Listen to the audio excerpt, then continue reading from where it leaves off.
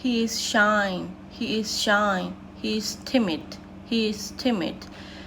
ရှက်တက်တာပေါ့နော်သူကရှက်တက်တယ်ဆိုတဲ့အဓိပ္ပာယ်ဒီမှာ advance နေရာမှာ timid အဲ့ဒါကိုသုံးထားပါတယ်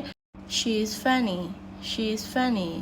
she is hilarious she is hilarious သူမကရည်ရတယ်ဆိုတဲ့အဓိပ္ပာယ်ပေါ့နော်ဒီမှာ advance နေရာမှာ hilarious I am busy I am busy I am tied up I am tied up ငါအလုပ်ရှုပ်နေတယ်ဆိုတဲ့အဓိပ္ပာယ်ပါ The test was easy The test was effortless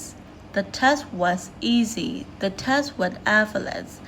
စာမေးပွဲကလွယ်တယ် test ကလွယ်တယ်ပေါ့နော် The movie was bad The movie was terrible The movie was bad